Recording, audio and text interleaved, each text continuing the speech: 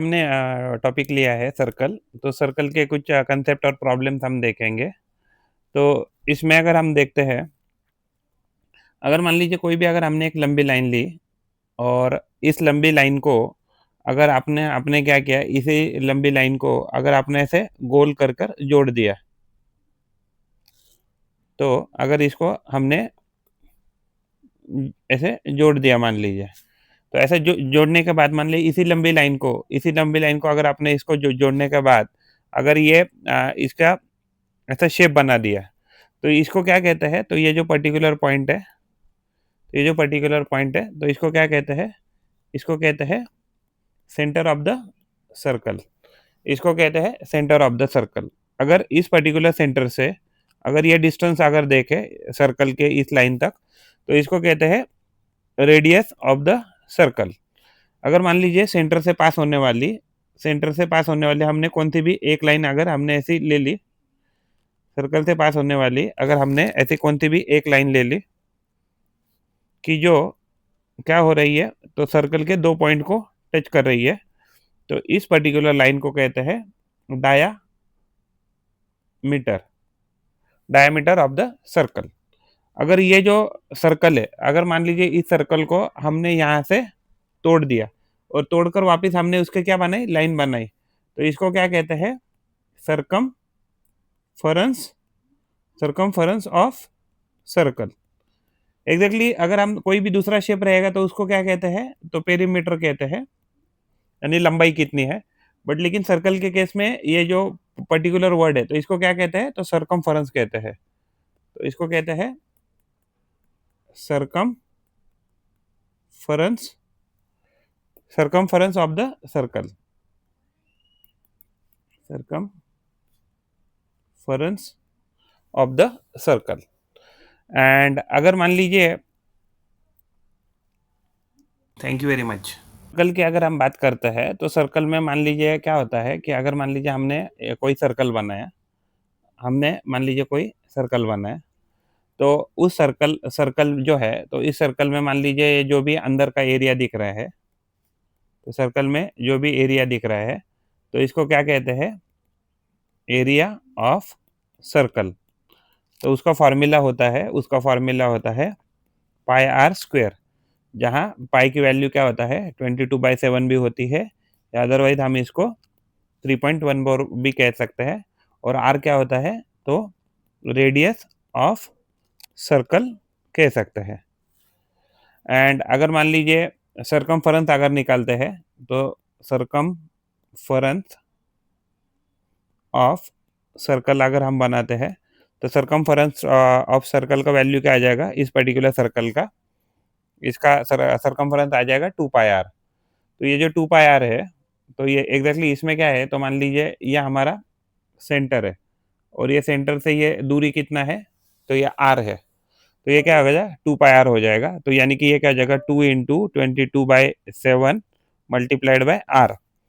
और दूसरा हमें हमारे पास कंसेप्ट क्या होता है कि जो हमारा यहाँ से कोई लाइन ड्रॉ करें, तो ये क्या होता है? हमारा डायामीटर होता है, राइट? तो जो डायामीटर होता है वो 2 टाइम्स ऑफ रेडियस होता है, या अदरवाइज हम कह सकते हैं diameter by 2 is equal to क्या होता है? रेडियस ऑफ सर्कल होता है। तो अगर हम इसी फॉर्मूला में 2 × 22/7 इंटू, अगर रेडियस को अगर हम d/2 लिखते हैं, तो यहाँ 2 से 2 कट जाएगा, तो इसको हम 2 22/7 मल्टीप्लाइड बाय डायमीटर के लिख सकते हैं, या अदरवाइज इसको 3.14 times of diameter of the circle जो है, तो ये लिख सकते हैं। Thank you very much. यहाँ हमने एक सर्कल का मान लीजिए रेडियस ले लिया है। तो इस पर्टिकुलर रेडियस में अगर मान लीजिए यहाँ से अगर हम रेडियस यहाँ भी ड्रॉ करते हैं, तो ये सारी जो रेडियस रहेगी, तो ये सारी रेडियस ये R1 या R2, R1 equal to R3। तो जो रेडियस होती है सारे सर्कल की, तो उसकी वैल्यू क्या होती है? तो ये एक कांस्टेंट वैल्यू होती है, जिसको हम आर कहेंगे। तो यानी कि सर्कल की सारी रेडियस क्या रहेगी? तो सेम रहेंगी। तो वैसे ही अगर हम इसको अगर हम इसको डायमीटर बनाएँ, मान लीजिए यहाँ से अगर सर्कल से हमने एक डायमीटर बना दिया, तो अगर ये डायमीटर अगर हमने बनाया, इसका नाम हमने D1 रखा, तो ये जो D1 रहेगा और ये जो दूसरा अगर डायमीटर बना है, उसका वैल्यू अगर हम D2 लिखते हैं और अगर मान लीजिए यहाँ से हमने तीसरा ये बनाया डायमीटर की जो D3 है, तो ये सारे डायमीटर की जो लेंथ रहेगी, वो क्या रहेगी? तो इक्वल रहेगी, यानी कि सारे डायमीटर की भी लेंथ एक सर्कल के लिए, एक पर्टिकुलर सर्कल के क्या रहेगी? तो कांस्टेंट रहेगी। तो यानी कि और हमें क्या देखा कि 2 times of r is equal to क्या होता है? तो डायमीटर होता है। अगर हम इस सर्कल में ये सेंटर है और सेंटर से अगर मान लीजिए ये एक रेडियस निकाले और एक रेडियस निकाले, तो ये रेडियस निकालने के बाद ये जो यहाँ से ये आर्क आ गया है, तो जो आर्क सबटेंड हो रहा है या लेंथ सबटेंड हो रहा है, तो इसको हम एल नाम देते हैं और यहाँ एक एंगल बन जाएगा जिसको थीटा कहेंगे। तो ये जो थीटा रहेगा, तो थीटा का वैल्यू क्या रहेगा? तो ये आर है और ये क्या है? तो ये भी आर है। तो ये थीटा का जो वैल्यू होता है वो सॉरी एल का जो वैल्यू होता है, एल का वैल्यू जो होता है वो आर टाइम्स ऑफ थीटा होता है। और जो हमारा जो थीटा जो होता है, तो थीटा हमें रेडियन में लिखना होता है, ठीक है? रेडियन के बारे में अभी हम बाद में बात करेंगे। लेकिन अभी जो एल बाय आर है, तो उसका वैल्यू क्या आ जाएगा? तो वो थीटा आ जाएगा। एंड अगर हम थीटा हो गया, तो आर के टर्म्स में अगर लिखें, तो आर का वैल्यू क्या हो जाएगा? तो एल बाय जो थीटा है, तो उससे हमें रेडियस का वैल्यू मिल जाएगा। तो इससे हम क्या निकाल सकते हैं? जो आर्क लेंथ है, तो इसको आर्क लेंथ कह सकते हैं। तो यानी कि जो भी 180 से छोटा है, तो उसको क्या कहते हैं? तो इसको माइनर आर्क कहेंगे और जो बची हुई जो लाल वाली ये बड़ी वाली लेंथ बची है, तो इसको मेजर आर्क ऐसे कहते हैं। Thank you very much. और इस सर्कल से मान लीजिए यहाँ से पर्टिकुलर यहाँ हमने एक लाइन बनाई है, तो एक ऐसी लाइन की जो सर्कल के 2 पॉइंट को टच करती है, तो इस पर्टिकुलर लाइन को क्या कहते हैं? तो कॉर्ड ऐसे कहते हैं। तो अगर कॉर्ड की बात करें, तो ये जो होता है, तो अगर मान लीजिए यही कॉर्ड अगर हमने सेंटर से पास किया, तो ये क्या होता है? डायमीटर क्या होता है? जो डायमीटर होता है, वो लॉन्गेस्ट कॉर्ड होता है, लॉन्गेस्ट कॉर्ड होता है। तो यानी कि एक सर्कल से आप ये कॉर्ड यहाँ से यहाँ भी ड्रॉ कर सकते हैं या पर्टिकुलर यहाँ से यहाँ भी ड्रॉ कर सकते हैं या अदरवाइज यहाँ से आप यहाँ भी ड्रॉ कर सकते हैं। यानी कि सर्कल के किसी भी 2 पॉइंट को टच करने वाली जो भी लाइन है, लाइन सेगमेंट कह सकते हैं, तो उसको हम क्या कह सकते हैं? तो कॉर्ड ऐसे कह सकते हैं। तो अगर हम कॉर्ड की बात करें, तो मान लीजिए कॉर्ड में दूसरा क्या है कि मान लीजिए ये जो कॉर्ड लेंथ है, उसकी मान लीजिए कॉर्ड लेंथ है एल और ये हमारा सेंटर है, तो सेंटर से मान लीजिए ये थीटा एंगल बनाता है। हाँ? तो अगर मान लीजिए आपने और एक कोई तो कॉर्ड लेंथ ले ली कि जो जिसकी लेंथ एल ही है, तो इस पर्टिकुलर केस में ये जो एंगल इधर बनेगा, तो ये एंगल भी हमेशा कितना बनेगा? तो थीटा ही बनेगा। यानी कि अगर आपकी कॉर्ड लेंथ अगर सेम है, एल है, तो यानी कि ये जो बनने वाला एंगल है सेंटर के साथ, तो वो भी क्या रहेगा? तो वो सेम ही रहेगा। तो ये और एक दूसरा प्रॉपर्टी होता है सर्कल का।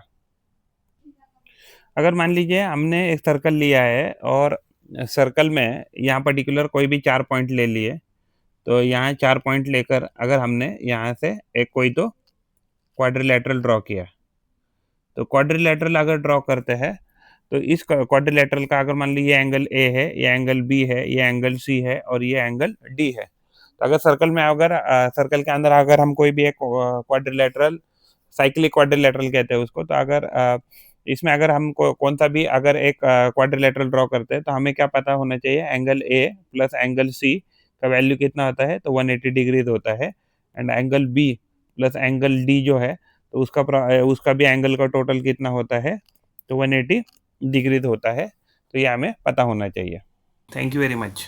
हम इस सर्कल में मान लीजिए कोई भी अगर एक कॉर्ड लेते हैं एंड ये कॉर्ड को अगर हम यहाँ से जोड़ते हैं, तो ये एंगल सर्कल पे ये सेंटर पे मान लीजिए यहाँ से इस सर्कल के पॉइंट पे अगर मान लीजिए कोई तो एक थीटा एंगल बना रहा है, ऐसे मान के चलिए।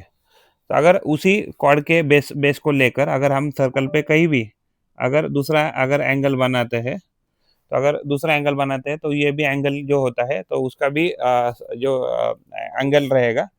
तो ये क्या होगा, तो अगर इन इस कॉर्ड से एंड से अगर दूसरा भी अगर यहाँ पॉइंट को जोड़ते हैं तो इसका भी एंगल क्या बनेगा, तो थीटा ही बनेगा। तो ये और एक सर्कल की प्रॉपर्टी होती है। मान लीजिए ये हमने कोई कॉर्ड बनाई है और इस कॉर्ड बनाने के बाद यहाँ से अगर हमने एक परपेंडिकुलर बाइसेक्टर डाल दिया उस पर्टिकुलर कॉर्ड पर, तो ये जो परपेंडिकुलर बाइसेक्टर रहता है वो कॉर्ड को बाइसेक्ट करता है, यानी कि दो इक्वल हिस्सों में तोड़ता है, तो सर्कल का और एक ये प्रॉपर्टी है। तो यहाँ से भी अगर हम इसको जोड़ेंगे तो ये रेडियस बन जाएगा, ये भी एक रेडियस बन जाएगा। और तो ये जो है तो ये हमारा हाइट बन जाएगा। तो ये अगर मान लीजिए इसकी लेंथ पहले अगर मान लीजिए 2L ऐसे पकड़ के चलते हैं, ये जो कॉर्ड थी, कॉर्ड का लेंथ कितना पकड़ रहे हैं हम, 2L पकड़ रहे हैं, तो ये L बन जाएगा और ये L बन जाएगा। तो ये पर्टिकुलर ट्रायंगल अगर हम देखते हैं जहाँ ये H है, ये L है, क्योंकि ये दो इक्वल हिस्सों में तोड़ा, तो ये क्या बन जाएगा, तो एक राइट एंगल ट्रायंगल बन सकता है, बन जाएगा। तो यहाँ क्या हो जाएगा, तो इसमें हम पाइथागोरस थ्योरम लगा सकते हैं। और इसमें बहुत बार हमें क्या होता है, इधर हमें हाइट दिया रहता है या लेंथ दिया रहता है या रेडियस दिया रहता है या दो टर्म दिए रहते हैं और उससे हमें थर्ड टर्म को जो है तो उसको यहाँ मेजर करना होता है। सर्कल का जो हमने पेरीमीटर देखा था, तो सर्कल का जो सरकमफेरेंस होता है, सरकमफेरेंस ऑफ सर्कल हमने कितना देखा था, तो 2 पाई आर देखा था। लेकिन अगर हमने सिर्फ अगर मान लीजिए यहाँ से इस पर्टिकुलर से इस पर्टिकुलर पॉइंट से ये मान लीजिए हाफ सर्कल है, तो जो circumference of semi circle circumference of semi circle है, ये सेमी सर्कल लिखा हमने शॉर्ट में, तो वो क्या रहेगा, 2 पाई आर डिवाइडेड बाय 2 रहेगा, तो जिसका वैल्यू आ जाएगा पाई पाई आर, क्योंकि ये 2 से 2 कट जाएगा। लेकिन अगर हमारे पास कुछ सरकमफेरेंस सर्कल ऐसा दिया है, तो मान लीजिए ये हमने कुछ ऐसा ड्रॉ किया और यहाँ से हमने कुछ ऐसा ड्रॉ किया। तो अगर हमने यहाँ से कुछ ऐसा सेमी सर्कल ड्रॉ किया मान लीजिए, तो ये जो सेमी सर्कल रहेगा इस पर्टिकुलर केस में, अगर हमें इस पर्टिकुलर सेमी सर्कल में अगर इसका ड्रॉ करना है सरकमफेरेंस, तो मेजर करना है, तो ये टोटल लेंथ जो है ये लेंथ, तो ये कितना हो जाएगा, तो ये जो तो पाई आर बन गया था और इसमें हमें क्या करना है, ये जो 2 आर, यानी कि ये आर, ये वाला आर और ये वाला आर इसमें जोड़ना पड़ेगा, अगर आपको ऐसा टाइम का फिगर दिया है तो।